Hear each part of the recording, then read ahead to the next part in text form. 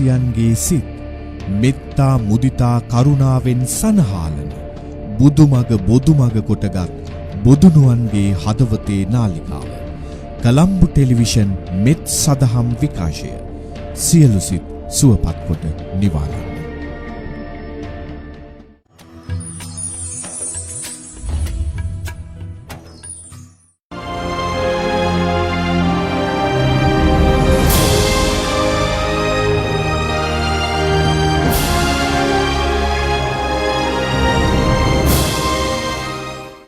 ආයුබෝවන් හැම දෙනාටම අපේ උරුමකම අපේ වැඩසටහන කලම්බු ටෙලිවිෂන් පටන් ගත්ත දවසේ ඉඳන් මේ වෙනකන් අඛණ්ඩව අපි තාම සතුටින් සාකච්ඡා කරන වැඩසටහනක් අපේ උරුමකම වැඩසටහන. මොකද කතා කරන්න තියෙන්නේ වැඩිපුරම අපේ දේ අපේ අභිමානය නිසා. සාමාන්‍යයෙන් උරුමයන් පිළිබඳව ගත්තොත් භෞතික උරුමයන් තියෙනවා. ඒ වගේම ආධ්‍යාත්මීය උරුමයන් තියෙනවා. අපේ ඥානගත වෙලා තියෙන අපේ පරම්පරාවල තියෙන චිත්ත ශක්තියින් ඒකත් උරුමයක්. භෞතික උරුමයන් පිළිබඳව අපි කතා කරද්දී ඒකත් අපිට කොටස් දෙකකට යන්න පුළුවන්. එකක් තමයි ස්වභාවික සම්පත් විදිහට අපිට වෙන උරුමයන්. ලෝකේ අපේ රට ගත්තොත් ස්වභාවික උරුමයන් අතින් පරිපූර්ණ රටවල් වලින් ඉස්සරහින්ම ඉන්න රටක් තමයි අපේ රට. අද ඒ නිසා අපේ තියෙන ස්වභාවිකම සම්පතක් විදිහට ඉතා පිරිසිදු ලෝකේ තියෙන හොඳම වතුර අපේ රටේ තියෙන නිසා අපි ජල සම්පත සහ ජල උරුමය පිළිබඳව ඒ කළමනා කරගත් පැරැන්නන්නේ විස්මිතව පරිස්සම් කරගත්ත හැටි, කළමනාකරණය කර හැටි, කළමනාකරණය කරගෙන ප්‍රයෝජනෙට ගත්ත හැටි, ඒ ආශ්‍රිතව ගොඩනැගිච්ච මහා ජල සම්ප්‍රදායක් පිළිබඳව අපි ටිකක් හොයලා බලන්න අද දවසේදී උත්සාහ කළා. අපි මේ සඳහා ඊටාම ගෞරවයෙන් ආරාධනා කළා මේ පැත්තේ ඉන්නේ අපේ ජලයත් එක්ක ටිකක් වෙනම ගනුදෙනුවක් කරන අහසෙන් වැටෙන වතුර කළමනා කරන රේන් වෝටර් හාර්වෙස්ටිං කන්සෙප්ට් එකක් හදලා වෙනම පරිශ්‍රණ ගණනාවක් කරපු. ඒ වගේම ස්වභාවික මහ විශාල දියඇලි පුංචි දියඇලි කරලා ගෙදර සාලෙට ගෙනත් තියපු ගෝකා ගාඩ්න්ස් අධිපති උපුල් අමරසිංහ මහත්මයා අයබෝන් ලසන්ත. එහා පැත්තේ ඉන්නේ අපේ රටේ ඉන්න තරුණ අති දක්ෂ කතිකාචාර්යවරයෙක්. මම හිතන්නේ නේද මේ උපුල්ට මතක ඇති අපි මුණ ගැහිලා ගොඩක් වැඩසටහන් ගණනාවක් කළා. සංචාරකයා සහ සංචරණ කියන පොත් දෙකක් ඔස්සේ විශේෂයෙන්ම අපේ රටේ තියෙන සෞභාග්‍ය විදේශේ රටවල තියෙන ආකර්ෂණය දිනා ගන්නට සෑහෙන්න කෙටි කාලෙකින් මහන්සි වෙච්ච තරුණ කතිකාචාර්යවරු. ඒ කියන්නේ අපිට හරි සතුටුයි. මම හිතන්නේ විශ්වවිද්‍යාලයේ අධ්‍යාපන පළවෙනි වසර දෙවන වසර තියෙන කාලේ ඉඳන් අපේ උරුමකම් වැඩසටහනට සහභාගී වුණා. දැන් ඉතින් ලොකු මහත්තයෙක්. ඒ ගැන අපිට හරි සතුටුයි. පොත් දෙකක් රටට දායාද කළා. විශේෂ පර්යේෂණ ගණනාවක් අදටත් කරමින් විවිධ ඉසව් ඔස්සේ මේ රටේ අභිමානය මතු කරලා දෙන්න මහන්සි වන අපේ කතිකාචාර්යතුමා රන්දුනු විදුලු සොයිසා. අයිබෝන්. දැන් ඇත්තටම දැන් මේ අද නම් උදේ වැස්සා. ඒකෝට දැන් මේ කාලයත් එක්ක ගද්දී අපේ මම මුලින්ම අපි මේ ජල උරුමය පිළිබඳව යම් සටහනක් තිබ්බොත් හොඳයි නේද අපිට ස්වභාවිකව හම්බෙච්ච. ඔව් ඇත්තටම ලසන්ත මට තියෙන ගැටලුව මේ වෙනකොට අපි ඉස්සර රන්දුනු පුංචි කාලේ බදුල්ල බණ්ඩාරවල පැත්තේ යනකොට මට විශේෂයෙන්ම මතක තියෙන්නේ මයංගනේ පාරේ බදුල්ලට යනකොට අර ඉහළ කඳු යායෙන් නිතරම පාරට වතුර කාන්දු වෙනවා. ඒක හැම දවසෙම ඒ කියන්නේ 365 දවසේ කොයි දවසේ ගියත් පායන කාලයක් කියලාවත් එහෙම කිසිම ගැටලුවක් තිබුණේ නැහැ. ඕන වෙලාවක අර දියසීරාව පහළට වැටෙනවා. හරි ආසාවක් දැනෙනවා. හරි සුන්දර වටපිටාවක් ඒක. නමුත් වර්තමානයේ මේ මෑතක අපි පැත්තේ යනකොට තනිකරම සහරා කාන්තාරය වගේ අර දිය උල්පත් හිඳිලා සම්පූර්ණයෙන්ම ඩ්‍රයි වෙච්ච පරිසරයක් තමයි තියෙන්නේ. වහින කාලෙට යන්තම් පොඩි දියසීරාවක් වැටෙනවා. අර වැහින වතුර ටිකත් හේදිලා එන්නේ අර බොන්න පුළුවන් මට්ටමට පිරිසිදු වතුර ටිකක් නෙමෙයි. අර මඩ රොල්ලත් එක්ක හේදිලා එන ගතියක්. මේ මට්ටම මේ වර්තමානයේ තියෙන පරිසරය මම හිතන්නේ තව ටික කාලයක් ඇදිලා ගියොත් අපේ රටේ ඔය කියන ස්වභාවික දිය උල්පත් සම්පූර්ණයෙන්ම හිඳිලා යන බොහොම භයානක මට්ටමක් ඒ කියන එක මට අර මුලින්ම දැනුණා. මුලින්ම අමතක වෙන්න කලින් කියන්න ඕනකම තිබුණා. මට මේකේ හේතු කාරණා ඔක්කොම අපි අධ්‍යයනය කරා අපිට හම්බෙලා තියෙනවා. මේ මට්ටම නැති කරගන්න අපිට මෙහි ඉඳන් ගිහින් කරන්න පුළුවන් වැඩ කොටස බොහොම අඩුයි. අපිට ඒක දැනුවත් කරලා ඒ පැත්තට උදවිය තමන්ගේ ගෙවත්තේ තමන්ගේ පරිසරයේ ශාක රෝපණය කරගන්න ක්‍රම තියෙනවා. ඒවට අනුගත වුණොත් ඒවට සම්බන්ධ වුණොත් මම හිතන්නේ ඒක අලු කරගන්න පුළුවන්. අනික අර තියෙන ලොකු ගස් ටික කපලා විනාශ කරලා දැම්මට පස්සේ තව අවුරුදු 10ක් 12ක් යනකොට අපිට මේ තරමින්වත් වර්ෂාවක් දකින්න ලැබෙන්නේ නැති වෙයි කියන දේ පළමුවෙන්ම මතක් කරන්න ඕනේ. ඉතින් අපිම මේ විනාශක පරිසර විනාශ කිරීමේ කටයුත්තෙන් අත්මිදලා අර එදා පැවති සුන්දර වනගහනයක් අපේ රට තුල නැවත ඇති කරන්න කටයුතු කරොත් බොහොම වටිනවා ලසන්ත. ඔව් රන්දුනු. ඇත්තටම දැන් මේ අපේ රටේ තියෙන ඉතිහාසෙත් එක්ක ගත්තහම මම හිතන්නේ ලංකාවේ තමයි ජලය කළමනාකරණය පිළිබඳව වැඩිම ඉතිහාසයක් තියෙන රට. මේ කළමනාකරණයේ පැත්ත ගත්තාම අපි සාමාන්‍යයෙන් කළමනාකරණය කියලා කියන්නේ පවතින සීමිත සම්පත් උපරිමයෙන් ප්‍රයෝජනයට ගන්න ගමන් අනාගත පරම්පරාවට ආරක්ෂා කර තබා ගැනීමනේ. එතකොට මේ අතීතයේ මානව ප්‍රජාවට තමන් සතුව තිබිච්ච සීමිත ජල සම්පත ගොඩක් වෙලාවට අපි දන්නවා මේ භූභෞතික පසුබිමත් එක්ක වියලි කලාපය තුල තමයි ගොඩක් වෙලාවට කෘෂිකාර්මික කටයුතු සිද්ධ වෙන්නේ ලංකාවේ. එතකොට ඒ වියලි කලාපේ තියෙන සීමිත ජල සම්පත උපරිමයෙන් ප්‍රයෝජනයට ගන්න ගමන් ලසන්තයි මේ අනාගත පරම්පරාවට ආරක්ෂා කරලා තියාගන්නත්. හරි. ඒ වගේම මේක හරි ලස්සන සිද්ධියක් තියෙනවා මේ වාරි කර්මාන්තය තුළ අපිට නොපෙන්න පැත්තක්. කියන්නේ වාරි කර්මාන්තය අපි හිතනවනේ ගොඩක් වෙලාවට වාරි කර්මාන්තය කියලා ගත්තාම මේ වාරි තාක්ෂණය ඒ වගේම අපි ප්‍රධානම සාධකයේ වාරි තාක්ෂණය වැවනේ. ඒතකොට මේ වැව කියන එක මිනිස්සු හදාගත්තේ මිනිස්සුන්ට කියලා නෑ. එහෙම නෑ. ගොඩක් වෙලාවට ඔබ දැකලා ඇති මේ රජවරු කැලෑවල් ඇතුළට ගිහිල්ලා කැලෑවල් ඇතුලේ තියෙන භෞතික පරිසරය බලලා තමයි වැව නිර්මාණය කරන්නේ. ඇයි කැලෑව ඇතුළට යන්නේ? මිනිස්සුන්ට විතරක් නෙවෙයි වැව නිර්මාණය කරන්නේ සත්තුන්ටත් එක්ක. හරි මම හිතන්නේ කළමනාකරණය කියන වචනේවත් ලෝකෙට ඇවිල්ලා නැති කාලෙක මානව සහ සත්ව කියන ප්‍රජාවන් දෙකොට්ටාශයටම මේ සුදුසු විදිහට ලංකාව ඇතුලේ ජලය කළමනාකරණය කරන්න තරම් ලංකාවේ මිනිස්සු මම හිතන්නේ බුද්ධිමත් සහ මම හිතන්නේ මේ මානව හිතවාදී වෙලා තිබ්බා. ඉතින් මම හිතන්නේ ඒ මානව හිතවාදීත්වය ඉස්සරහට අරන් යනවා නම් මෙතුමා කියන විදිහට ලංකාවේ ජල විනාශයක් වෙන්න විදිහක් නැහැ, ජලය අපිරිසිදු වෙන්න විදිහක් නැහැ. මේ ඔය ඔක්කොම දැනට තේරෙන විදිහට ප්‍රශ්න තියෙන්නේ මේ වර්තමාන ජන සමාජයේ අන්න ඒ සෙන්ස් එක නැති එක. අනිවාර්යයෙන්. ඒක අපි වග කියන්න ඕනේ. දැන් පරණ මිනිස් නෙදුපුල්. දැන් අපි ගත්තොත් දැන් කලාවැව ගත්තොත් මං හිතන විදිහට රන්දුණු අවුරුදු 2000 ගානක් වගේ වෙනව නේද? වයස ගත්තොත් ඔව් තියෙන ලොකු වැව් පරාක්‍රම සමුද්‍ර වගේ වැව් ගාව අවුරුදු 1000න් එහා පැත්තනේ වයස ගත්තොත්. එතකොට දැන් රන් තැඹි ඒ වගේ ඒවා ගත්තොත් එහෙම දැන් නේද? වැඩි වයසක් නැහැ නේද? අනිවාර්යයෙන්. හැබැයි ඒ වුණාට අංශභාගය හැදිලා ඒක ප්‍රශ්න වෙලා කියලා අපි දකිනවා. ඔව් දැන් අපි ගත්තොත් එහෙම දැන් චීනය වගේ රටවල් වල දැන් අපි ප්‍රධාන වශයෙන් සහල් නිෂ්පාදනය සඳහානේ මේ වාරි කර්මාන්තය කියන මම පස්සේ පැහැදිලි කරන්න මේ වාරි කර්මාන්තය කියලායි අපි කියන්නේ කියන එක මේක කර්මාන්තයක් වෙන්නේ. එතකොට මූලික වශයෙන් අපි ගත්තාම මේකේ අවශ්‍යතාවය පිළිබඳව සහල් නිෂ්පාදනය සඳහානේ. දැන් චීනේ සහල් මේ කියන වචනේ ස අකුර චීනේ පාවිච්චි වෙන්නේ මේ කුරුස ලකුණක්. දැන් මේ ලෝකෙ විද්වතුන් කියන මේ කුරුස ලකුණ පාවිච්චි කරන්න හේතුවක් තියෙනවා. මොකක්ද? සහල් කියන දේ නැති වුණොත් එක්ක මරණය එක්ක සාගතය. එතකොට අපි සාමාන්‍යයෙන් කුරුසේ පාවිච්චි කරනවනේ අර මරණය එහෙම නැත්නම් දරුණු ව්‍යසනයක් හංගවන්න. ඒක නිසා අර සිම්බල් එකක් දීලා තියෙනවා මේ චීනේ මිනිස්සුන්ට උඹලා මේ සහල් නිෂ්පාදනය කරපල් ඇති තරම් එහෙම නැත්නම් උඹලට එක්ක මරණය එක්ක සාගතය කියන එක. එතකොට ලංකාවෙත් එක්ක මරණය එක්ක සාගතය කියන දෙකෙන් බේරීම සඳහා මිදීම සඳහා ලංකාවේ මිනිස්සු භාවිතා කරපු නිර්මාණය කරගත්ත සුවිශේෂී නිර්මාණය තමයි වාරි කර්මාන්තය කියලා කියන්නේ. දැන් ගොඩක් වෙලාවට අපි හිතනවා වාරි කර්මාන්තය කියලා කිව්වම වැව විතරයි කියලා. නෑ වැවත් එක්ක ආබද්ධ වෙච්ච සම්බන්ධ වෙච්ච විශාල පද්ධතියක් තියෙනවා. හරි. එතකොට ඇල මාර්ග, වැව් මේ වැවත් එක්ක සම්බන්ධ වෙච්ච අමුණු, ඊට පස්සේ වේලි, සොරව්ව, බිසෝකොටුව, පිටවාන මේ විශාල පද්ධතියක් එකතු වෙලා තමයි මේ වාරි කර්මාන්තය කියන එක නිර්මාණය වෙන්නේ. වැව පරිස්සම් කරන්න හදපු වෙනම පෝෂක කලාප තියෙනවා. එතකොට දැන් ගොඩක් වෙලාවට දැන් මම කියවනේ ඉස්සෙල්ලා සත්තුන්ටත් පාවිච්චි කරන්න පුළුවන් විදිහට මේක හදලා තියෙන්නේ කියලා. එතකොට සත්තුන්ට ඇවිල්ලා ආහාර අරගන්න, ඊට පස්සේ ජලය ප්‍රයෝජනයට ගන්න. මේ දේවල් වලටත් එක්ක තමයි වැව කියන එක ගොඩක් වෙලාවට නිර්මාණය වෙලා තියෙන්නේ. හරි. එතකොට දැන් මම මගේ පැත්ත සංචාරක ව්‍යාපාරනේ. එතකොට සංචාරක ව්‍යාපාරෙත් එක්ක ගත්තාම වැවට ගොඩක් වෙලාවට ආසක්ත වෙච්ච ආකර්ෂණීය වෙච්ච වාරි පද්ධතියත් එක්ක වාරි සංස්කෘතියත් එක්ක ආසක්ත වෙච්ච සංචාරකයෝ ලංකාවට ඇවිල්ලා තියෙනවා.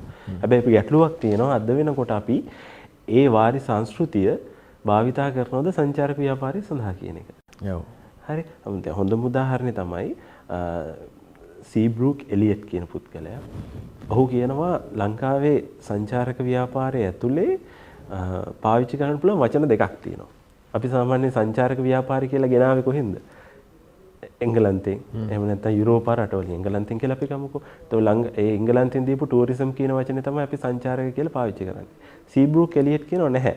ලංකාව කියන රටේ ජාතීන් දෙකක් ඉන්නවා. සිංහල සහ දෙමළ. ඒ දෙකොල්ල පාවිච්චි කරන ලස්සන වචන දෙකක් තියෙනවා. ඒ වචන දෙක පාවිච්චි කරන්න පුළුවන් සංචාරක ව්‍යාපාරය සඳහා. මේ වාරි සංස්කෘතියත් එක්ක බැඳිච්ච. මොකද්ද වචන දෙක? ඵලයන් පෝ. හරි. එතකොට දැන් අපි ඵලයන් කියලා පාවිච්චි කරන්නේ යන්න කියන එකනේ කේන්තියෙන් ඵලයන් යන්න කියන එකනේ. නමුත් ඔහු කියනවා අතීත මිනිස්සු ඵලයන් කියන එක මහත්ය ඵලයන්කෝ මේ වැව බලන්න. හරි. ඊට පස්සේ දෙමළ වේටර්ලා ඊට පස්සේ දෙමළ කෝකියෝ ඒ මිනිස්සු ගාව ඉන්නවා මේ වැඩ කරන්නේ. ඒගොල්ලෝ කියන මහත්ය පෝ. හරි. එතකොට මේ වචන මේ ලංකාවේ දැන් පාවිච්චි වෙනවද? හරි. ඒ ගැටලුව තියෙනවා. දැන් මේ වාරි සංස්කෘතියත් එක්ක සීබ්‍රූක් එලියට් කියන මේ වාරි සංස්කෘතියත් එක්ක තමයි මේ වචන ඇවිල්ලා. හරි. අපි ඔය එකයි යන්නේ මහත්ය. ඵලයන් වැව බලන්න. හරි. එහෙම එකයි යන්නේ. එතකොට දැන් මේ වචන අපෙන් ටික ටික ඈත් වෙලා ගිහිල්ලා දැන් උතනින් අපිට තේරෙන්නේ උපුල් නිහඬව ඉන්න එපා කතා කරන්න. දැන් උතනින් අපිට තේරෙන්නේ රන්දුරු දැන් ඕනිම රටක දේශීය අනන්‍යතාවය අමතක කරලා පිට කොහේ හරි දෙයක් බදාගත්තොත් ඒ රටවල් එක තැනනේ. දැන් අපිට උනේ අපි කෑවේ ඕකමනේ. අර කිව්වොත් එහෙම ওই පරිප්පුවමනේ. දැන් මොකද අපි අපේ දේවල් අමතක කළා පිට දේවල් ලොකුයි කියලා බදාගත්තා. ඒ පිට දැන් ඒ මිනිස්සු ඇවිල්ලා අපේ උරුමේ අපිට විකුණනවා. අපි ඉතින් කට අරගෙන සල්ලි දීලා ගන්නවා මේ ටික තියාගෙන. ඔක නෙමෙයි දුන්නේ. ඔව් ඇත්තටම අසන්ත එදා ඉඳන්ම දැන් ඔය අපි 48 නිදහස ගත්තට පස්සේ මේ தත්ත්වය ටික මෙච්චර දරුණු වුණත් ඒ කට්ටිය අපිට රට බාර දෙනකොටත් ගොඩක් වෙලාවට අපේ රටට අහිතකර දේවල් ගොඩාරියක් ගෙනල්ලා තිබුණා. මේක අපිට ආදායමක් හම්බෙන කෝපි වගාව, තේ වගාව සම්බන්ධයෙන් වුණත් ගොඩාක් වෙලාවට අපේ තිබුණු අර ලඳු කැලෑ අපේ තිබුණු වනාන්තර එලි කරලා තමයි මේ වගාවන්ට අවතීර්ණ වුණේ. ඊට අමතරව ওই රේල් පාරවල් එහෙම හදන්න ඕමනා කරපු දේව ලබා ගන්න ඔය සයිප්‍රස් වගේ ගස් ඊට පස්සේ ඔය යුකලිප්ටස් එහෙම ගොඩාරියක් මේ අපේ රටේ වගා කරන්න ගත්තා. ඒ වගේ උනේ ගොඩක් වෙලාවට මේ අර තිබුණු අපේ රටට හිතකර අපේ රටේ තිබුණු ශාක ඉවත් කරලා අර වගා කරලා පොතුරවන්න ගත්තත් එක්කම සමහරවිට ඒවයි කොළ දිරන්නේ. අපි දැකලා තියෙනවා. එතකොට ඒ කොළ වැටිලා තිබුණාම ඔක්කොම යටි රෝපණේ සම්පූර්ණයෙන්ම විනාශ වෙලා ඒකත් එක්කම තමයි වර්ෂාවත් එක්ක හේදිලා මේ රොම් මඩ ගතිය ඇවිල්ලා අපේ වැව්පවා දැන් තිබුණ මට්ටමට වැඩිය ගොඩ වෙලා. ඉතින් අපේ කට්ටිය ගොඩක් වෙලාවට උත්සාහ කරා පහුගිය කාලේ වැව් ගොඩ දාන කතන්දර. ඒකෙන් උනේ අර තිබුණු මඩ රොල්ල අයින් කරලා අර කිරිමැටි වගේ තිබුණු මඩ තට්ටු අයින් වුණාට පස්සේ මේ ජලයේ කාන්දු වෙලා වැව්ගමි පවා කඩාගෙන යන තත්ත්වයට ඇවිල්ලා තියෙනවා. ඉතින් මේක ඇත්තටම උපුල් තත්පරයක් දෙන්න. දැන් ඒකට හේතුව දැන් අපේ රටේ දේශගුණික කාලගුණික තත්ත්වවලට අපිට ආවේනික ශාක තමයි හැදෙන්නේ. ඇත්තටම. දැන් අපි මේ වෙන රටවල් වල කියන පැල ටිකක් මෙහෙ හිටෙව්වා කියන එක ඉතින් ඒක ඇත්තටම මෝඩ වැඩක්. ඒක වහාම ඒක පිළිලයක්ම හැදෙන්න පුළුවන්. නමුත් දැන් ඔයගේ සමහර ශාක තියෙනවා එහෙම හිතුමතේ ගෙනහැල්ලා මේක හිතවපුවා වඳ කරගන්න බෑ. ඔච්ච පරිසර පද්ධතියටම සත්ව ප්‍රජාවට අපිට පවා හානියන්නේ.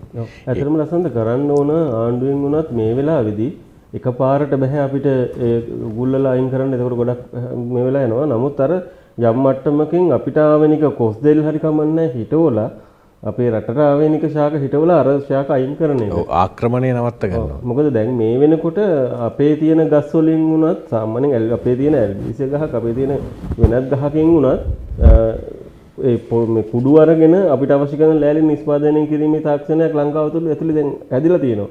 ඒ හින්දා ලොකු ගස් වලට මේ ඉරණ දෙව සඳහා ශාක වගා කරපු දේවල් අපිට අහිතකර දේවල් ටික ටික අපේ රටෙන් අයින් කරන කාලේ දැන් ඇවිල්ලා තියෙන්නේ. මම හැම නැති වුණොත් ඇත්තටම අර මම මුලින්ම කියපු මට්ටම තව ටික කාලයක් යනකොට වැඩි වෙන්න ගන්නවා. ඔව් හැමදාම කතා කරන්න ඕනි මාතෘකාවක් තමයි මේ අපේ උරුමය කියන එක. නැත්තම් අමතක වෙනවා. ඒක හැම විනාඩියකම හැදෙන පැටවුන්ට උත්තේජනය කරන්න ඕන දෙයක්. ඒ නිසා තමයි මේ වැඩසටහන අපි දිගට අරගෙන යන්නේ. විරාමයකට අවසර දෙන්න අපිට.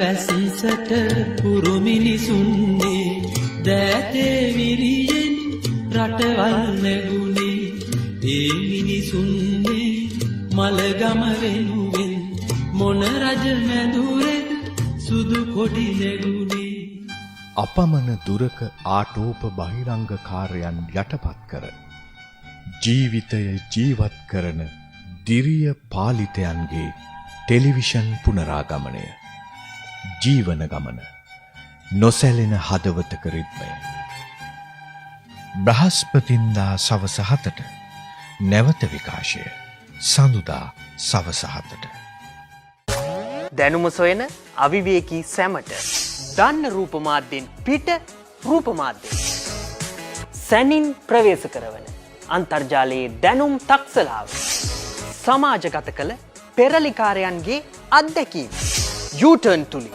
සෙනසුරාදා රාත්‍රී 7:30ට මුළු මහත් ලෝකයටම ගෞතම ශ්‍රී සම්බුද්ධ ධර්මය විවිධ වැඩසටහන් ඔස්සේ ප්‍රේක්ෂක හිතවතුන්ගේ ධර්මාවබෝධය වෙනුවෙන් ධර්ම දානය පිණිසම විකාශනය කිරීම මෙත් සදහම් විකාශයේ වගකීමයි.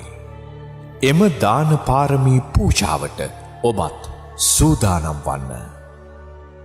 ඔබ නිවසේ පවත්වනු ලබන ධර්ම දේශනා, පරිත්‍රාණ ධර්ම දේශනා, දානමය පින්කම් ආදී විවිධ ජීවන සිහිවටන උදෙසා ඔබ සංවිධානය කරන ඔබේ නිවසේ හෝ ගමේ පන්සලේ පින්කම ධර්මදානය වෙනුවෙන් ලක්ෂ සංඛ්‍යාත ලෝවැස්සන්ට සජීවීව විකාශය කරදීමට මෙත් සදහම් විකාශය සූදානම්.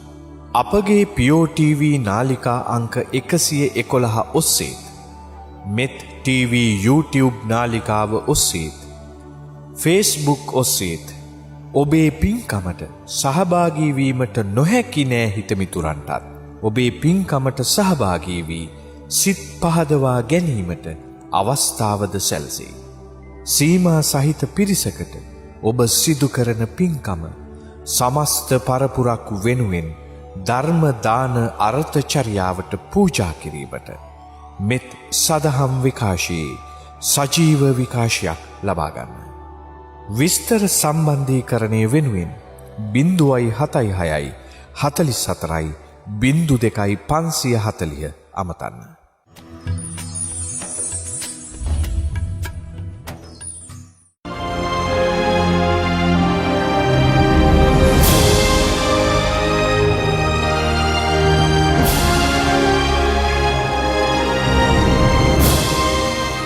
නැවතත් අපේ උරුමකම වැඩසටහනත් එක්ක අපේ උපුල් මහත්තයා රන්දුණු මහත්තයා ඉන්නේ. මේ උරුමය පිළිබඳව අපි අද අපි ස්වභාවිකව ජල සම්පත ජල උරුමය සහ එහි පැරැන්නන් කළමනාකරණය කරලා අපිට ඉතුරු කරපු ජල සම්පතේ වටිනාකම දැන්ට නිකන් නොදැනෙන ජන සමාජයක් දෝ කියන සැකේ නිසා තමයි අපි මාතෘකාව තෝරාගත්තේ. දැන් ඉතිහාසයේ සාමාන්‍යයෙන් අපේ රජවංශය ගත්තොත් එහෙම මම හිතන්නේ ඇත්තටම ප්‍රමුඛස්ථානයේ සහ දේවත්වයේ පළවෙනි තැන හම්බෙලා තියෙන්නේ මේ ජල සම්පතට. දැන් මේ අර මම මේ කියපු කාරණෙත් එක්ක මේ ලසන්තයි ඔබ අකමැත්තක් නැත්තම් චුට්ටක් ඒක මතු කරලා යන්න කැමතියි. දැන් ඔබ අහලා තියෙනවද මේ කාල සීමාව වෙනකොට අපි වකුගඩු රෝග නිවාරණ ඒකක හදාගෙන තියෙනවනේ. ඒ කොහි ප්‍රදේශයටද? වියලි කලාපෙට. වියලි කලාපේ හම්බන්තොට වගේ. වියලි කලාපේ රජ කරපු රජවරු කිසිදු කෙනෙක්ට අපි දැනුවත් මම හිතන්නේ ඔය වකුගඩු රෝගයක් හෝ අක්මාවාශ්‍රිත එහෙම කිසිදු රෝගයක් පිළිබඳව අපිට සාධක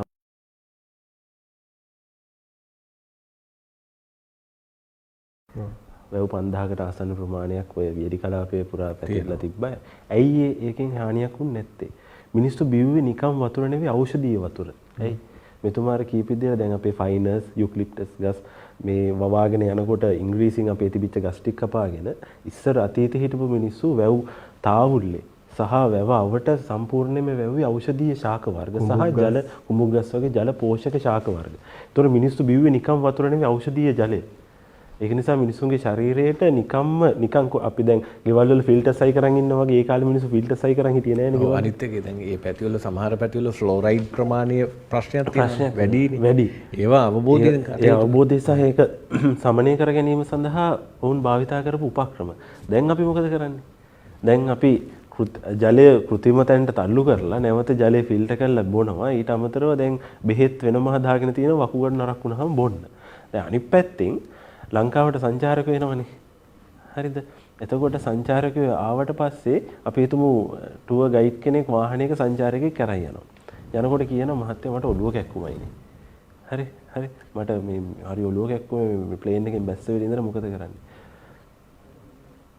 පිටරට හදන බෙහෙතක් දෙනවා ඔළුවේ ගහගන්න මේක ගාපු ගමන් හරියයි කියලා. එන්නේ කොහින්දද? පිටරටින්ද. කොහෙට දෙන්නේ? ලංකාවට. පිටරට ඉඳන් ආපු මිනිස්සුන්ට ඒ රටේම නිෂ්පාදනය කරන භාණ්ඩයක් දෙන ඔළුවේ ගාගන්න හරියයි කියලා.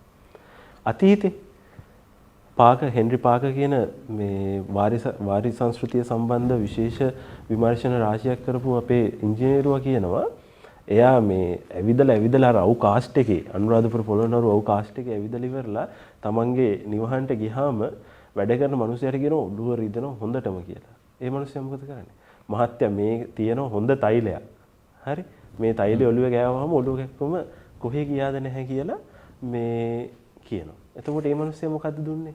දේශීය දේ. දේශීය දේ. ඇයි අපිට මේ දේශීය දේවල් දෙන්න බැරිද? ඇයි අපි විදේශීය දේවල් ඒක තමයි අර මුලින්ම අපි එතෙන්ට ගියේ අපේ රටේ අනන්‍ය අපිට උරුම වෙච්ච කිසිම දෙයක් අපි ගණන් ගත්තේ නැහැ. ඒක වටින මිනිස්සු ඉන්නවා. ඒ මිනිස්සු ඒ වටිනාකම සහ වැදගත්කම අපිට කියන්නේ නැහැ. ඒ කපටිකම. උන්ට ඒ සාරය සහ ඒ තියෙන අරගෙන උන් නිෂ්පාදනය කරන්න. දැන් උපුල් මේ දැන් ඔබ වෙනස් මානයකින් ජලයේ ඔබ ගනුදෙනු කරන්නේ. දැන් ගෙදරක් අපි මේ පැත්තට චුට්ටක් ඉගෙන ගමු ගොඩේ රඳුරු මහත්තයා. එතකොට දැන් සාමාන්‍යයෙන් ජලයේ වැටෙන සද්දය. එතකොට දැන් අපි දැකලා තියෙනවා දැන් සමහර කඩවලට ගියාම කැෂියර් එකේ පුංචි දියැලක් තියෙන බෝලයක් කරකිනවා. මොෙම තියෙනවා පොඩි ලයි. එතකොට මේ ජලයේ හඬ ජලයේ තියෙන ශබ්ද අපේ ආධ්‍යාත්මයට බලපාන හැටි ඒක පොඩි ගනුදෙනුවක් කළා මට මතක ඇති දවුරු ගානකට උඩදී. අපි කියන්නකෝ මොකක්ද ඒකේ තියෙන සම්බන්ධතාවය? අනේ ලසන්ත මට අර කතා කරපු මුලින්ම කී චූටි ගුණ පූර්ණයක් තියෙනවා. හොඳයි. අපි අර ගැටලුව තියෙන්නේ ඉස්සර මං පුංචි කාලේ අවුරුදු 10 15 කාලේ වෙල්වල තියෙන වෙල් දිගේ ගිය අලින්ගේ අඩි වලින් වතුර අරන් බීලා තියෙනවා. එතකොට රන්දුණු මහත්තයෝ ඒක බොන්න පුළුවන්කම තියෙන්නේ ඒකට වල්නාශක කෘමිනාශක ගහලා නැහැ. අපේ තනිකර තිබුණේ ඕගනික් වගාවක්. මේ පස්සේ කාලෙදී ඔය රසායනික දේවල් පොහොර සහ කෘමිනාශක දේවල් වල්නාශක දේවල් පාවිච්චි කරලා තමයි ඔය වකුගඩු ප්‍රශ්නෙට එතනෝල් මේ ආසනික් වගේ දේවල් එකහ වෙලා අපිට ඔය ගැටලුව මතුවෙන්න ගත්තේ. ඒ කාලේ කිසිම වෙලාවක ඔය යොසුනේ නැහැ. ඒකත් එක්ක කිසිම බයක් නැතුව ඇලපාරකින් වෙලකින් වක්කඩකින් වතුර බොන්න පුළුවන්. ඒ වක්කඩ පෙනවල තියෙන්නේ අර එන දේවල් එකතු වෙලා මොකද මේ වක්කඩ පෙන කියන එක ඒ පෙන කැටිය බැරි වෙලා හරි අපි ආහාරයට ගත්තොත් එතනම ඉවරයි. ඒ තරම් විසක් ඒකේ තියෙනවා. හැබැයි ඒ කාලේ ওই ප්‍රශ්නේ තිබුණේ නැහැ. කියන්නේ දැන් අවුරුදු 30කට විතර කලින් ඉතිහාසය මම මේ කියන්නේ. කලින් කිසිම ගැටලුවක් තිබුණේ නැහැ. ඒක හොඳ පාරිසරික මට්ටමක් අපේ රටේ තිබුණා. අපි ඒ කාලේ තනිකරම ඕගනික් වගාවක් කරේ. කිසිම වෙලාවක පාවිච්චි කරේ නැහැ ওই රසායනික දේවල්. මොකද අපි රසායනික පොහොරත් එක්ක එහිනවා වල්ලටත්. ඒ කට්ටිය අපිට ඒකත් දායාද කරලා ඉවනවා. ඒකල ඒක මරන්න ආයෙ මේකක් ඉවනවා. ඉතින් පුළුවන් මට්ටමින් මේ ලොකු අපි දකින්න මේ පොහොර ගහලා තෙල් බෙහෙත් ගහලා ගන්න ආදායමට වැඩි පොඩි අඩුවක් අඩුවෙයි ඕගනික් වගාවට ගියොත්. නමුත් අපේ ජීවිතේ පැවැත්ම වැඩි වෙනවා. මෙච්චර දෙයක් කරපු එකේ සිමෙන්ති වගේ නිෂ්පාදනයක් කරගන්න බදාමයක් හදාගන්න බැරි නෑනේ ඒ කාලේ. ඇත්තටම. නමුත් ඒ මිනිස්සු බුද්ධිමත් පසුත් එක්ක සිමෙන්ති හයි වෙන්නේ නැහැ කවදාවත්. එන්න වැව් බැම්ම හැදුවෙම අපේ ස්වභාවික පස්සෙක්. ඒක හොඳට අදටත් තියෙන්නේ ඒකනේ. අඩිය අඟලට තලපුවාම එල්ලෙන්නේ නැහැ. කෙලින්ම කම්පැක්ට් වුණාම කිසිම ගැටලුවක් වෙන්නේ නැහැ. ඉතින් ලස්සනට දැන් අපේ ගෙයක් ආශ්‍රිතව අපේ උද්‍යානයේට මේ ජල කතන්දරේ කොහොමද ගලපන්නේ? ඇත්තටම ගොඩක් වෙලාවට අපි එදා හරි නිස්කලංක පරිසරයකට හිත කැමති වෙච්ච කොටසක්. ඒ කාලේ වැඩට යනවයි කියලා රස්සාවකට යනවයි කියලා අපිට දකින්න හම්බුනේ අර රජයේ සේවකයෝ පිරිසක් විතරයි. ඒ කට්ටියත් ගම් ආශ්‍රිතව ටිකක් අර ප්‍රභූ මට්ටමේ හිටියා. ටිකක් උසස් මට්ටමකින් හිටියා. අනික් උදවිය දැන් අර එහෙම යන කොටසක් හිටියා ටවුන් වලට නගරයට රස්සාවට ගිහින් එන කොටසක් එහෙම හිටියා. ඔය මිනිස්සු හඳුන්වන්නේ කච්චේරිය මහත්තයා. රස්සාවට බැංකුවේ මහත්තයලා ඉන්නවා. ඉංග්‍රීසි මහත්තයලා ඉන්නවා. ඉංග්‍රීසි උගන්වන ගුරුවරයා. එහෙම මහත්තුරු තමයි ඒ කාලේ හිටියේ.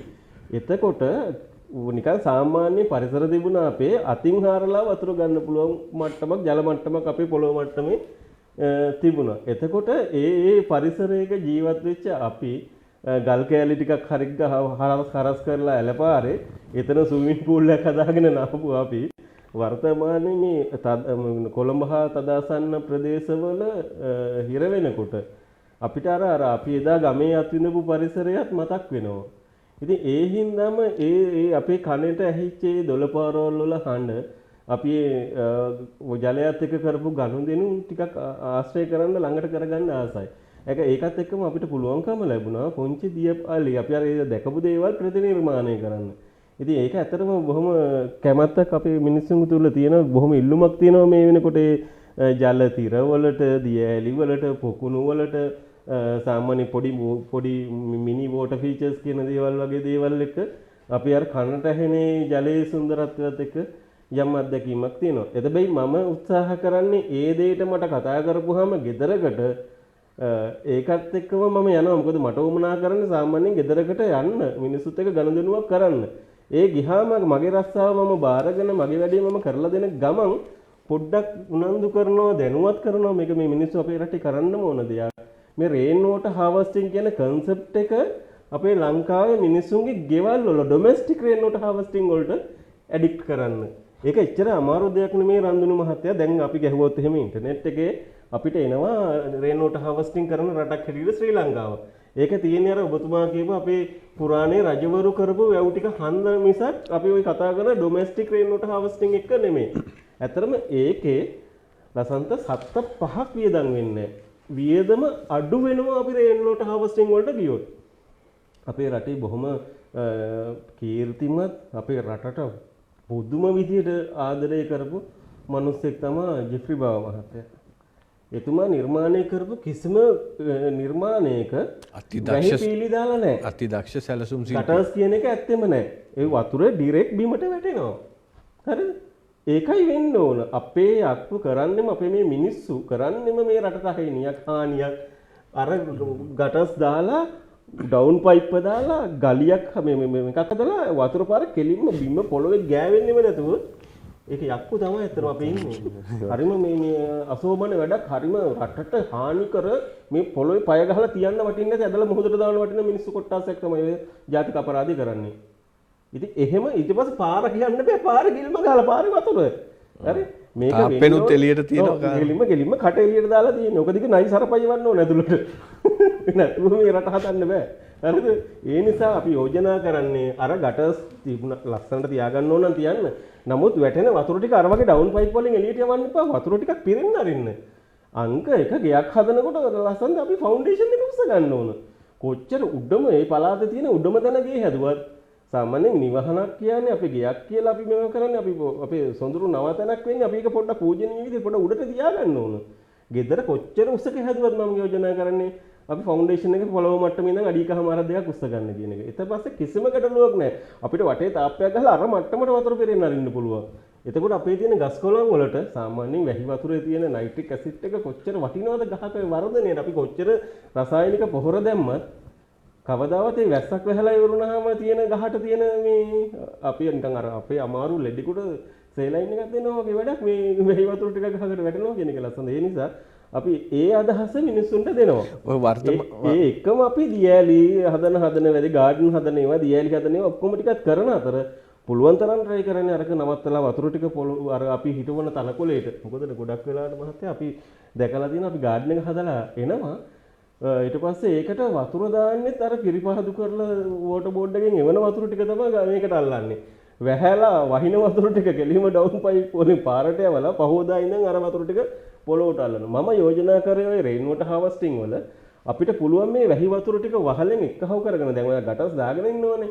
ඒ වැහි පීලි වලින් වෙන වතුර ටික අපිට ඕන නම් සාමාන්‍ය වැහි පීල්ලට අඩියක් විතර පල්ලෙහෙන්. කියන්නේ වැහි පීල්ල සාමාන්‍ය තට්ටු දෙක ගෙදරක හයි කරනවා නම් අඩි 18ක් උඩින් හයි වෙන්නේ. තනි තට්ටු එකක නම් සාමාන්‍යයෙන් අඩි 10ක 9කට 10කට කිට් වෙන මට්ටමින් හයි වෙන්නේ. ඒ මට්ටමේදී අපිට ටැංකියක් හදා ගන්න පුළුවන් නම් අඩි 8න් හරි අර අඩි 17න් වගේ මට්ටමින් ටැංකියක් ඒ ටැංකියට එක්ක අහුවෙන වතුර ටික අපිට ගෙදර කොමඩ් එක ෆ්ලෂ් කරන්න ගන්න පුළුවන්. අපේ ගාඩන් එකේ වැඩවලට ගන්න පුළුවන්. අපේ කිචන් එකේ හොදන මේ මොනවද ඉඳුල් හොදන වැඩ වගේ දේවල් වලට විශාල ප්‍රමාණයෙන් මේක පාවිච්චි කරන්න පුළුවන්. එකක් ඒ ඉහළ ටැංකියක් හදාගන්න එක. එහෙම නැත්නම් අපිට පොළොව මත ටැංකියක් හදාගන්න පුළුවන්. ඒකට මදුරු බෝවි කියලා හිතනවා නම් සාමාන්‍ය මදුරු දැලක්ම ෆ්‍රේම් එකකට ගැට ගහලා හිර තියලා වහලා හරි දැසන. අර සමහර ටැංකිය තියෙනවා වලක් කාරලා ටැංකිය බස්සලා තියෙනවා ඇතුලේ. ඊළඟ කාරණාව තමයි අර අපිට සම්ප් එකක් වගේ හයි කරගෙන ඒකට වැහි වතුර ටික එක්කහුව කරලා අපිට ඒක පම්ප් කරලා ගැනීමේ හැකියාව තියෙනවා. ඒ හින්දා මේ රේන් වෝටර් හාවස්ටිං වල එකක් ඒක. මූලිකම දේ තමයි මම ඔය කියන රීචාර්ජ් ග්‍රවුන්ඩ් වෝටර්. පොළොවේ තියෙන ජලය කියන්නේ ඒක රීචාර්ජ් කරන එක. ඒකට කරන්න දේ 7-5 විදමක් නෑ. අර දැන් ඩවුන් පයිප් එකත් අයින් කරපුවම ඩවුන් පයිප් එකට යන විදමක් නෑ. සාමාන්‍ය වැහි වතුර ටික පොළොවට උරා ගන්න සකස් කරන එක. කෙටි වෙලාවකින් උපුල් ලොකු කතාවක් කිව්වා. ඇත්තටම මේක හරි වටින දෙයක් අපේ රටට. මේ වැහි වතුරේ තියෙන වටිනාකම තේරෙන්න ජලය කියන දේ නැතුවම යන්න ඕනේ මිනිස්සුන්. හොඳයි. මට මේ රේන් වෝටර් හාවස්ටිං එකේ වර්තමාන තත්ත්වය කියනකොට ඔළුවට ගිය රන්දුරු මහත්තයා පරාක්‍රම බහුරජුරු. ආසිංගට මේක දෙවි බිඳුවක් ප්‍රයෝජනට නොකරන මුහුදට යවන්න එපා කිව්වා. ඕකම තමයි. අපි එතෙන්ට යන් චුට්ටක්. ඔව් දැන් මේ ඔය මම විශ්වවිද්‍යාලේ ඉන්නකොට මම හිතන්නේ ලංකාවේ පළවෙනි වතාවට ඒක වෙන්නේ. විශ්වවිද්‍යාලේ දෙවන වසරේ මම අධ්‍යයනය කරමින් ඉන්නකොට මම යනවා මේ අබේගිරිය දානශාලාවට. මොකද අබේගිරිය අපිට දෙනවා මේක එක මූලාශ්‍ර අරගෙන ඒ මූලාශ්‍ර සංරක්ෂණය වෙලා තියෙන විදිහ ගැන වාර්තාවක් දෙන්න කියලා. ගියාම මම දකිනවා මේ දානශාලාවේ විශේෂත්වයක්. ඒක නිසා මට හිතෙනවා මේ ලංකාවේ දානශාලා විශේෂයෙන්ම අනුරාධපුර මේ යුගයේ තියෙන දානශාලා ටික අබේගිරිය ඊට පස්සේ ජේතවනාරාමය චතුෂ්ශාලාව රුවන්වැලි සෑය ඊට පස්සේ මහපාලි දානශාලාව මේ දානශාලා පිළිබඳව මට පොඩි අධ්‍යයනයක් කරන්න අවශ්‍යතාවයක් ඇති වෙනවා. ඉතින් මම අධ්‍යයනය කරලා බලනකොට මෙතුමා කියපු අර අලුත් වචනේ හරි රේන් වෝටර් හාවස්ටිං කියන එක අතීතේ පාවිච්චි වෙලා තියෙනවා. භික්ෂුන් වහන්සේලා දැන් සාමාන්‍යයෙන් අපි ගේක උළුහස්ස දාන්නේ නැගෙනහිර පැත්තටනේ. මම දැකපු සුවිශේෂීම කාරණා කීපයක් තියෙනවා මේ එතනට එන්න. එතකොට මේ මම දැකපු සුවිශේෂීම කාරණාව තමයි දානශාලා හැම එකකම ප්‍රධාන දොරටුව දාලා තියෙන්නේ බටහිරට. හරි. ඒ කියන්නේ භික්ෂුන් වහන්සේලා එතනින්ම පෙන්නලා තියෙනවා අපිට මේ සෞභාග්‍යයක් අවශ්‍ය නැහැ ආහාර වලට. අපි යැපීම සඳහා පමණයි ආහාර ලබා ගන්න කියන එක. දෙවෙනි කාරණේ අර රේන් වෝටර් හාවස්ටිං. මැද මිදුලක් සහිතව තමයි සෑම දානශාලාවම ඉදි කරලා තියෙන්නේ. එතකොට වැහි වතුර සියල්ල මැද මිදුලේ තියෙන මේ කළුගල් වලින් හදපු සලපතල වළුවකට එකතු වෙනවා. හරි. එතකොට භික්ෂුන් වහන්සේලා දානේ වළඳනකොට වතුර පිරිච්ච ස්ථානයක වටේ ඉඳගෙන තමයි දානේ වළඳන්නේ. ඔව් තව ප්‍රයෝජනයක් කරන් තියෙනවා එකෙන්. දැන් පාද දෝණය කරන්න එපා දහස් ගානකට. අන්න හරි. අපහසුයි. දෝණය කරගෙනම යන්න සහ අනිත් එක පාත්‍ර මේ කියන්නේ පිරිසිදුභාවය ගොඩක් වෙලාවට ජලයත් එක්ක පැවතිච්ච පිරිසිදුභාවය මේ සලකලා තියෙනවා. ඒ වගේම අපිට මිහින්තලේ සුවිශේෂී ලක්ෂණයක් හම් වෙනවා. මිහින්තලේ දානශාලාවේ වතුර වැටෙන්න සලස්සලා තියෙනවා. වැහි වතුර එකතු කරලා පොකුණකට පොකුණෙන් එන ජල ධාරාව හාමුදුරුවෝ වළඳනකොට අර මේ දිය ඇල්ලකින් වතුර වැක්කිරනවා. ඒක බලන්න මානසික සුවය. මානසික සුවය. කියන්නේ මේ ආම්දුරු දැන් අපි අද මේ ඒ ගැන තරම්ම තැකීමක් කරන්නේ නැහැ. නමුත් අතීතයේ ආහාර ගැනීම පවා භාවනාවක් විදිහට තමයි භික්ෂුන් වහන්සේලා කරලා තියෙන්නේ. මේ වගේ අර තාක්ෂණික කාරණා ගොඩාක් තියෙනවා. මට අර මෙතුමා මේ වැහි වතුර සංරක්ෂණය කිරීම පිළිබඳව කතා කරද්දී මට එකපාරටම ඔළුවට ආවේ මෙන්න මේ කාරණේ. ඒ වගේම අර ඔබතුමා කියපු මේ පරාක්‍රම රජුරෝ කියපු අහසින් වැටෙන එක දී බිඳුවක්වත් මුහුදට යන්න දෙන්නේ නැතුව ආරක්ෂා කරගන්න සංරක්ෂණය කරගන්න කියන කාරණේ. ඒ නිසා මම හිතන්නේ ලෝකේ මේ සංරක්ෂණය සම්බන්ධව ජල සංරක්ෂණය සම්බන්ධව කප් ගහලා තියෙන්නේ ලාංකිකයන්. අපි ඒකට විවිධ දැන් පියවරු මවුරු නිර්මාණය කරගෙන යනවා සමහර කට්ටිය රාවණ පැත්තෙන් ඒක කරගෙන යනවා සමහර අය කියනවා ඉන්දියාවෙන් ආවා කියලා. අපි සමස්තයක් හැටියට ගත්තාම ලංකාව තුළ සැලකිය යුතු තාක්ෂණයක් තිබිලා තියෙනවා ජල කළමනාකරණය පිළිබඳව වාරි කර්මාන්තයේ 100% ඉන්දියාවෙන් ආපු තාක්ෂණයක් නෙවෙයි. එහෙනම් ඉන්දියාවේ වැව් එහෙම තියෙන්නත් ඕනේ. සහ මේ මම සරලම උදාහරණ කිව්වොත් එහෙම ඔය මහවංශي තියෙන්නේ විජය රජුරෝ ඇවිල්ලා පොකුණක හංගලා හිටපු මේ තමන්ගේ පිරිස 700ක් පිරිස කුවේනියගෙන් ලබා ගත්තා කියලා. නමුත් වෙනත් ඉතිහාස කෘතීන් වල සහ ලාංකීය ජනප්‍රවාද වෙලා තියෙන්නේ වැව් කණ්ඩියක් දිගේ ඇවිල්ලා වැව් කණ්ඩියක හංගලා හිටපු 700ක් පිරිස විජය රජු විසින් මේ බේරගත්ත කියන එක. එතකොට එතනදී සමහර අයට අහන්න පුළුවන් ඒ කාලේ කොහෙද වැව් කණ්ඩි, ওই කාලේ වැව් තිබ්බද කියලා. එතකොට මට දෙන්න තියෙන උත්තරය තමයි අපේ ගෙදරකට සාමාන්‍යයෙන් 10 දෙනෙක් විතර එනවා කියලා හිතන්නකෝ. එතකොට අපි සාමාන්‍ය සතියකට ගෙදර 3 දෙනා නම් ඉන්නේ 3 දෙනාට ඇති වෙන්න බඩු ගෙනල්ලා තියාගන්නේ. 700ක් ලංකාවට එන්න එක පාටම. කොහෙවත් සඳහන් වෙනවද මේ 700 එක්කෙනෙක්වත් කන්න නැතුව මැරුණා කියලා. ඒ කියන්නේ ලංකාවේ හොඳ සහල් නිෂ්පාදනයක්, ආහාර නිෂ්පාදනයක් සහ හොඳ ජල තාක්ෂණයක් තිබිලා තියෙනවා මේ සහල් නිෂ්පාදනය කිරීම සඳහා. අර 700ක පිරිසට වේල් 3ක් එක දවසක් කන්න දුන්නාත් එතන ලස්සනයි. අනිවාර්යයෙන්. නේ? එතකොට ඒ අන්තිමට අපෙන්ම කාලා අපිටම ගැහුවා ඒක. වෙනම කතාවක් කතා කළ යුතු කාරණාවක්. නමුත් කුවේනිය ඇතුළු පිරිස ඒ කුවේනිය කියන ප්‍රාදේශීය නායිකාව පරුමකවරිය අර ආපු විජය ඇතුළු 700ක පිරිසට ඔවුන් කුවේනිය වෙලවන තාක්කල්ම ඔවුන් විසින් ගම් නිර්මාණය කරගෙන ඔවුන් විසින් ආහාර නිෂ්පාදනය කරගන්න තාක්කල්ම ඔවුන්ට ආහාර ලබා දීලා තියෙනවා. හොඳයි. දිග කතාවක් අපි කතා කරමු. පුංචි විරාමයකට අවසර දෙන්න.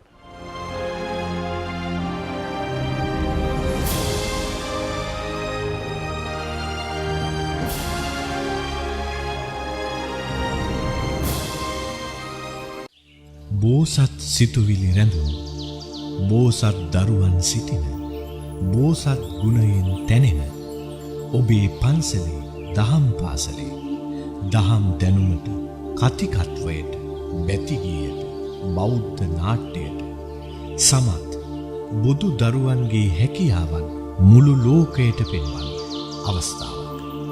ඔබේ දහම් පාසලට මෙත් සදහම් විකාශයේ නිෂ්පාදන කණ්ඩායමක් ගෙන්වා ගැනීමට විස්තර සඳහා 0112 744 399 ජීවිත ගමන සුවපත් වන බුදු ගුණ ගීයයි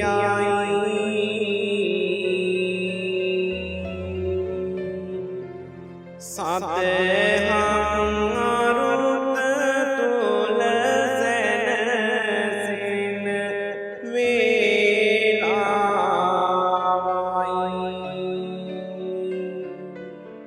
හිතට දැනෙන පොඩි කරුවලක ලෝකෙට පින් පෙරෙන අපේ බක්කුල රන් සෑය ළඟ දාන පාරමිතාව වෙනුවෙන් නිර්මාණය වුණ දාන පාරමී දන්සැල ළඟ අද කවිමල්යාය මෙමෙන් සදහම් කීවි සැනසුම ගෙන ආවයි.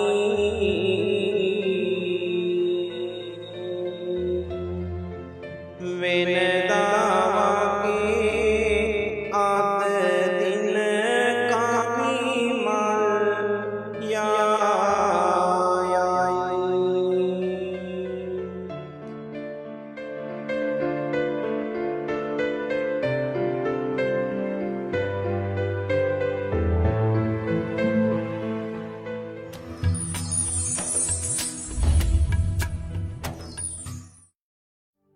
සතියේ සෑම දිනකම රාත්‍රී 9ට කොළඹ ටෙලිවිෂන් මෙත් සදහම් විකාශයේ ඔස්සේ ඔබ වෙත ගෙන එන අතිපූජනීය ගලිගමුවේ ඥානදීප ස්වාමීන්ද්‍රයන් වහන්සේගේ සුවිශේෂී ධර්මානුශාසනාව. බුදුරජාණන් වහන්සේ මේ ධර්මාවබෝධයේ පිණිස සද්ධාව ඇති වෙන්න නම් සසර දුක සංසාර බිය දකින්න ඕනේ බව බුදුරජාණන් වහන්සේ දේශනා කරනවා. ඒක උන්වහන්සේ පෙන්නන උපනිෂ කියන සූත්‍රේ. බුදුරජාණන් වහන්සේ වදාලා දුක්ඛූපනිසා සද්ධා. සද්ධාවට හේතුව තමයි සසර දුක සංසාර බය. දැන් එසැනින් ඔබේ ජංගම දුරකථනයට ඔබත් මේ දැන්ම ඔබේ ස්මාර්ට් ජංගම දුරකථනයට මෙත් TV ඇප් එක ඩවුන්ලෝඩ් කරගන්න.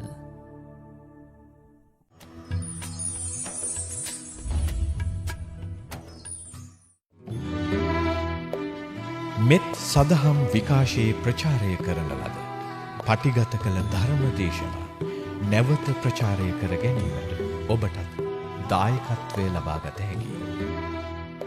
විස්තර සඳහා අමතන්න 0112 744 399 0334 2263 646 076 44 02 540 උතුම් ධර්ම දානය ධර්මාවබෝධය ලැබීම පිණිසම හේතු වාසනා වේවා.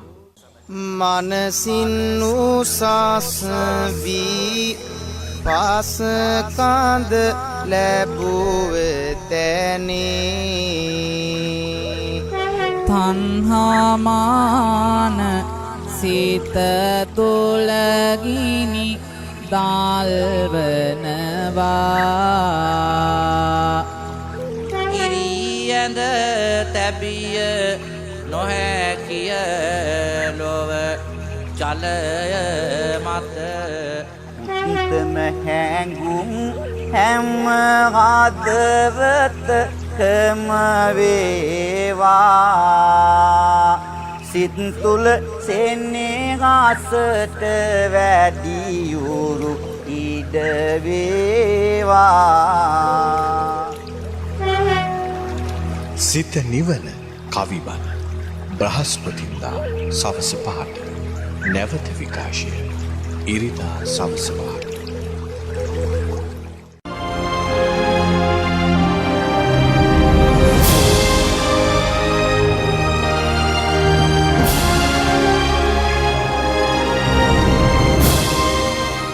හොඳයි නැවතත් අපි අපේ උරුමකම වැඩසටහනත් එක්ක සාමාන්‍යයෙන් පැයකින් කතා කරන්න පුළුවන් මාතෘකාවක් නෙවෙයි මේක මේ වචනෙන් වචනේ මාතෘකා ගොඩ නැගෙනව නේද මාතෘකා වපුරන වැඩසටහනක්. එතකොට මේ ඇත්තටම දැන් මේ පරාක්‍රම බහු රජුරුවන්ගේ අර ඉතිහාසය ගත්තා හරි පුදුමයි තියෙනවා. ඉතින් නේද දැන් මේ ඉතින් ලසන්ත අපේ සීගිරි ආශ්‍රිතව ගත්තොත් එහෙම ඒ තියෙන වාරි තාක්ෂණය ඒ තියෙන ජල තාක්ෂණය ඒ කාලේ අපේ රටේ ඇත්තටම බොහොම ආඩම්බරෙන් මතක් කරන්න පුළුවන් අපේ උරුමයක් අපිට තිබුණු සම්පතක්. සාමාන්‍යයෙන් වැවේ සීගිරි වැවේ වතුර පාර ඒ එන රළ පාරත් එක්ක බටෝලින් අරගෙන තියෙන්නේ අද වගේ වර්තමානයේ වගේ මෝටර පාවිච්චි කරලා නෙමෙයි. ඒ සියලුම සීගිරි උද්‍යානයේ තියෙන ජලවලට ජලකරාම වලටත් කන්ද මුදුනටත් වතුර අරන් ගිහිල්ලා තියෙනවා. අර සාමාන්‍යයෙන් කාශ්‍යප රජුරුවන්ගේ කාලෙදී සිංහාසනයේ පිටිපස්සෙන් ජලතිරයක් හදාගෙන හැලිලා තියෙනවා. ඉතින් සාමාන්‍යයෙන් අර වැහි වතුර එකතු කරලා ගන්න ජලයට අමතරව තමයි මේ වැවේ වතුර අර එන හුලම් පාරත් එක්ක නිකන් අර මිස්ට් එකක් හැටියට තමයි බටදිග උඩට අරන් ගිහිල්ලා ඒක ගණීභවණය වෙන්න සලස්වලා ඒ ජලය උඩ තැම්පත් කරගෙන තියෙන. ඉතින් වර්තමානයේ අපි ජලය උඩට ගන්නවා යම් යම් නිර්මාණ වලට මෝටර වලින්. ඔබටත් බොන්න පිරිසිදු කරන්නත් ගන්නවා මෝටර වලින්. හැබැයි මෝටරයක් නැතුව ජලය ඉහළට ගන්න හෝ වෙනත් තැනකට ගෙනියන්න ඉහළ මට්ටමකට නෝමල් පොළොව දිග අරන් යනවා. අපේ කට්ටිය 70කට අඟලක ස්ලොප් එකක් තියලා යෝධ වැවත් හදලා තියෙනවා ඇලපාර. ඉතින් මේ ඒ වගේ සාමාන්‍යයෙන් ඒ කාලෙදී අයින්ස්ටයින් මහත්තයාත් උත්සාහ කරලා තියෙනවා ජලය අරගන්න කිසිම මහන්සියක් නැතුව උඩට. නමුත් අර බල්ලා තියෙනවා හරි ගියේ නෑ වැඩේ. එයා ට්‍රයි කරලා බැරි තැන එයාගේ ගෙදර ටැංකියට වතුර ගෙනියන්නේ ඉස්සරහා ගේට් එක අපේ දැන් ඔය තියෙන කැරගෙන ගේට්ටු ඒ වගේ එකක් හයි කරලා කවුරු හරි මේකේ තල්ලු කරගෙන යනවා. එතකොට වතුර ලීටර 4-5ක් පම්ප් වෙනවා ටැංකියට. ඒ වගේ තාක්ෂණයක් එයා පාවිච්චි කරා. නමුත් සාමාන්‍යයෙන් අපි දියෑලි කියලා බලන කොටත් ගොඩක් අපි ගම දුම්හිඳට ගිහිල්ලා ලසන්ත මට මේ පතක් වෙන්නේ මේ පරිසරයේ සුන්දරත්වය එදා දැකපු. සාමාන්‍යයෙන් ඒ වගේ තැනකට ගියාම අපි පල්ලෙහාට බැහැලා අඩි 4500ක් බැහැලා තමයි උඩ බලන්නේ දියෑල්ල. හරි සාමාන්‍යයෙන් නැත්ත ගත්තොත් තැන්නක් දිග වරන් ඇවිල්ලා වතුර පාර පල්ලෙහාට එනවා ලොකු දියඇලේ ලොකුම ප්‍රමාණය බලන්න ගත්තොත් සාමාන්‍යයෙන් හිතන්නකෝ අපි කොච්චර දුරක් පල්ලෙහාට බහිනවද කියලා මේ දිහා බලන්න. ගොඩක් දියඇලි බලන්න ගියාම අපිට එහෙම දුෂ්කර ක්‍රියා වගේ යෙදෙන්න වෙනවා. නමුත් ඒ සුන්දරත්වයත් එක්ක ඒක කඩා හැලෙනකොට ජලයට එකතු වෙන ඔක්සිජන් ප්‍රමාණයත් එක්ක තමයි ඒකේ වටිනාකම ගොඩනැගලා තියෙන. ඒක ස්වභාවයෙන් වෙච්ච දෙයක්. මේකට අපි නහින්න දඟලන්න දෙයක් නැහැ. ඒ ස්වභාව දහමේ තියෙන දේවල් ඒ විදිහටම තියෙන්න ඇරලා ඒකත් එක්ක ඔට්ටු වෙලා ඒක විනාශ කරන්නේ නැතුව තම තමන් පුළුවන් තරම් මේ පරිස්සම් කරගත්ත චූටි කාලයක් නින්නේ ලසන්ද ගත්තොත් එහෙම අපි මේ පොළොව උඩ ඒකට හානියක් කරන්නේ නැතුව ඒ කියන්නේ අවශ්‍යතා සහ උමනා වැඩිවීම තමයි මේ ලොකුම ගැටලුව වෙලා තියෙන්නේ ලෝකෙ සහ ලංකාවේ. ඒ කියලා ඉතින් දියැලි ටික විනාශ කරලා හරියන්නේ විනාශ කරලා වැඩක් නැහැ. ඒකයි මත් කියන්නේ මේ ස්වභාව සෞන්දර්යයට විනාශයක් නොකර පොඩි ඉඩක Tamanට සමහරු සම්පූර්ණ ගස් ටික ඔක්කොම කපලා තමයි මේ ගේ හදන්නේ. ඊට පස්සේ තියෙන ගස් ටික ඔක්කොම කපලා තනකොළ ටිකක් හිටව ගන්න. මං කියන්නේ මේ අපේ මේ රස්සාවේ අපි ගියාම ගෙවල් වලට දකින දේවල් ඒ විනාශය කරන්න එපා.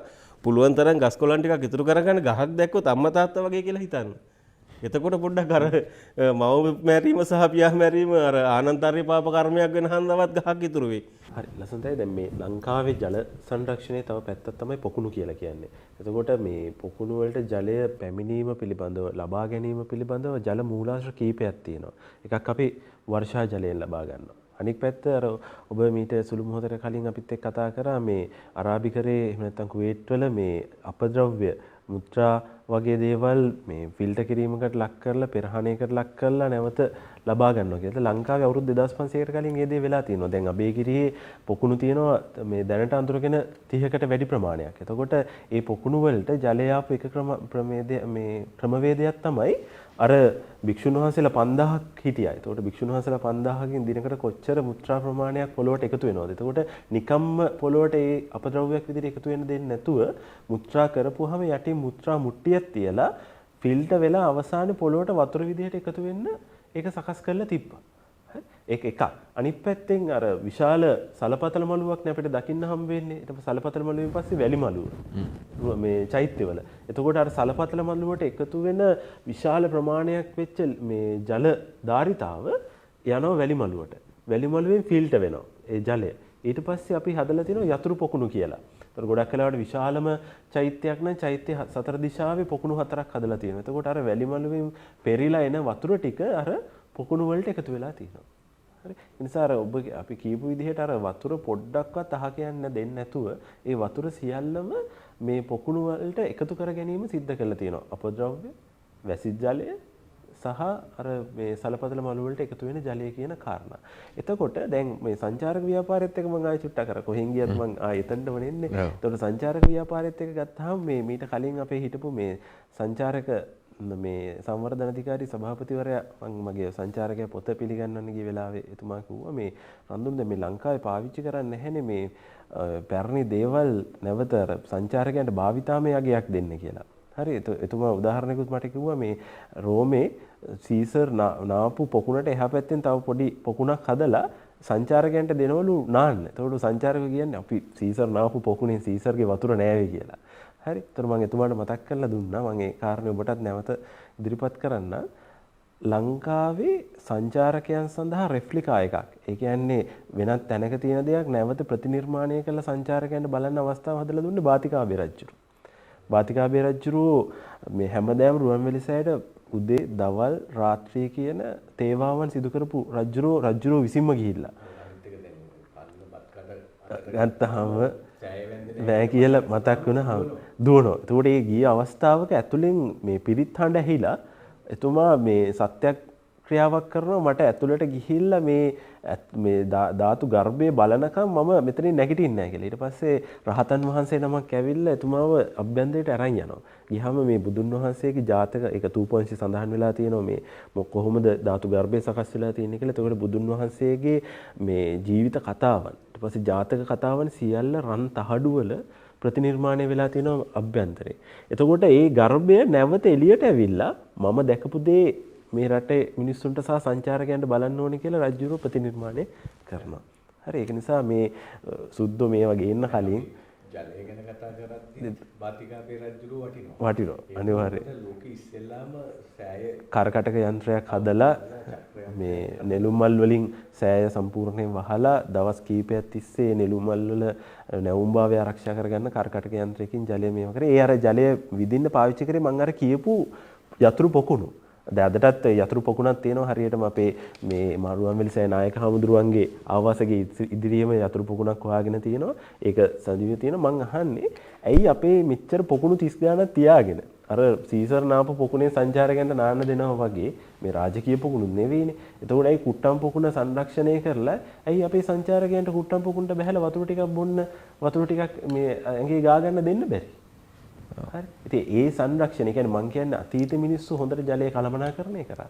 අපේ මිනිස්සු ජලය තියා අපේ පුරාවස්තුවත් හරියට කළමනාකරණය කරා. අඩිය පේන්නේ කොළ පාටයි වතුර ටික පොඩි එකෙක් අහනවා සහ දැන් මේ ලසන්ත මහත්තයා මම ගොඩාක් වෙලාවට ගිහිල්ලා බලාගෙන ඉන්න මම අධ්‍යයනය කරන එකනේ කරන්නේ. එතකොට එනවා වාහනේ නවත්තනවා. අන්න කුට්ටම් පොකුණ කියලා සංචාරකයට පෙන්නනවා. බහින්නවත් අඩු ගානේ තියෙන කළු ගලක් මේ පායට පෑගෙන්නවත් අත ගන්නවත් දෙන්නේ නැහැ. වාහනේම යනවා. ඒකට එහෙම ගියාම මේ සංචාරකයන්ට හැඟීමක් එනවා. ඒක නිසා මම යෝජනා කරනවා. මම හිතන්නේ මේ වැඩසටහනේදී මම පළවෙනි වතාවට යෝජනා කරන්නේ ලංකාවට මම හිතන්නේ මේ ලංකාවේ උරුම සංචාරක ව්‍යාපාරයට ආකියෝ මේ ටූරිසම් කියන එක මම ගෙනාවේ. අද වෙනකොට ඒක ව්‍යාප්ත වෙලා යනවා. මට සතුටුයි මේ විශ්වවිද්‍යාලවල ශිෂ්‍යයෝ ගොඩාක් ඒ පාරේ ගමන් කරනවා. මම කරද්දි මට ඒක කරන්න දෙන්න විශ්වවිද්‍යාලෙන් බලපෑම් ආවා. දැන් කිසිම ප්‍රශ්නයක් නැතුව විශ්වවිද්‍යාල ශිෂ්‍යයෝ අධ්‍යයනය කරන් යනවා. මම යෝජනා කරනවා ancient irrigation tourism කියන එක ලංකාවේ ආරම්භ කරන්න කියලා. වැව් ගාවට ගිහිල්ලා පොකුණු ගාවට ගිහිල්ලා වැවෙන් අල්ලන මාළු හරි මේ අපේ පාකර් ඊට පස්සේ සීබුක් එලියට් වගේ අපේ විදේශී සංචාරකයෝ කියනවා වැවෙන් වැව් මාළු අල්ලලා ඉතාමත් රහට ලංකාවේ 3-5 ටික දාලා ඊට පස්සේ ගස්වල තියෙන මේ කොළ කඩලා දාලා මේ ඉතාමත් රහට මේව හදලා දුන්නා කියලා. ඒක නිසා සංචාරකයන්ට මම හිතන්නේ වාරි කර්මාන්තය සම්බන්ධව විශාල මේ සංචාරක චේන් එකක්. එහෙම නැත්නම් සංචාරක ගමනාන්තයන් නිර්මාණය කරලා දෙන්න පුළුවන්. ඒක නිසා මම කියනවා ලංකාවේ ancient irrigation tourism කියන එක ආරම්භ කරන්න කාලේ හරි අර වැහිලා ගිහිල්ලා තියෙන වැව් පන්දා නැවත සංරක්ෂණය කරලා පොකුණු කීපයක් හරි සංචාරකයෝ වෙනුවෙන් විවෘත කරලා ඔවුන්ට ඒව පරිහරණය කරන්න නේ. අපි ඇයි ටැප් වලින් වතුර දෙන්නේ අනුරාධපුරේට? ටැප් ලයින් වලින් නළලින් වලින් වතුර දෙන්නේ ඇයි? අර පොකුණකට බහැලා සංචාරකෙක්ට කෑම කාලා මේ වතුර ටිකක් අරගෙන බෝතලයකට අත හොද ගන්න අවස්ථාව හදලා දෙමුකෝ අපි. ඉතින් ඒක නිසා ඒ තැනට අපි අරගෙන යන්න පුළුවන් අවස්ථාව හදාගන්න කියන එක කතා කරන්න ගොඩක් දේවල් තිබුණා. යන්න වෙලාව හරි නිසා දැන් රන්දුනු ඔයා වගේ අය ඉන්න ඕනේ ඔය ටික කරන්න නේද? ඔක මෙතෙන්ට දැනෙන කෙනෙක් බාර අරන් කරන්න මම හැමදාම කියන්නේ අපි උදව් කරන්න අපි සමාජගත කරන්න මාධ්‍ය අවකාශය ලබා දෙන්න නේද පුල්.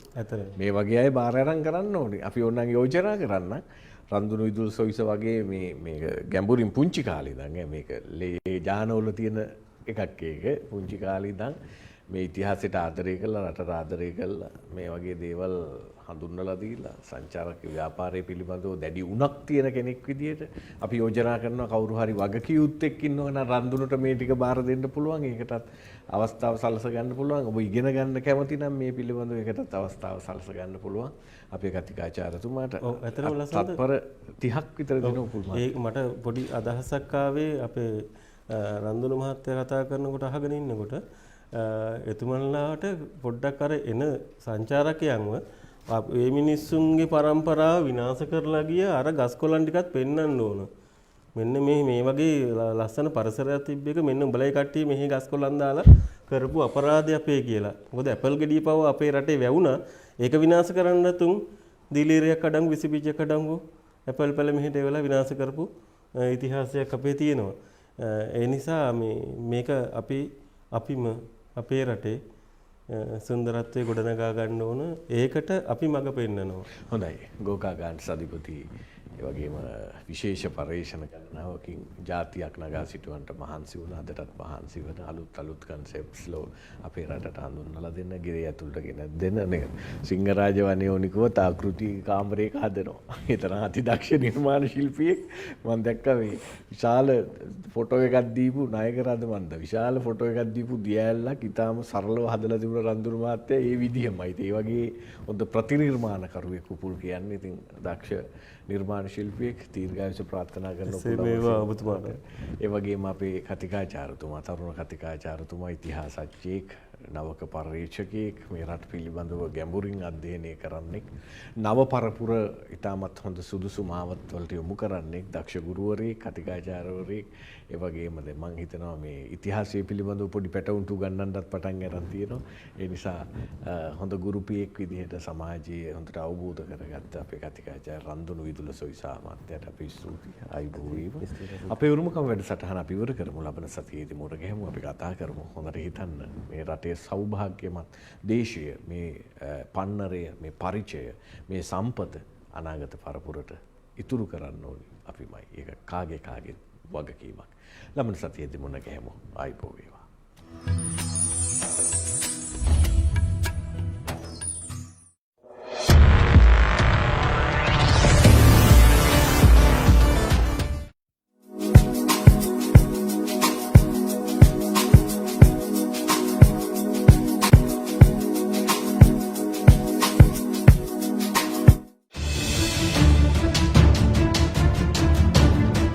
COVID-19 වෛරසයෙන් ආරක්ෂාවීම සඳහා ඔබගේ දෑත් නිතරම සබන් යොදා පිරිසිදු කරගන්න.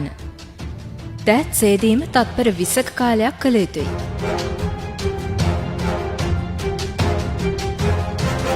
අතෙහි අල්ල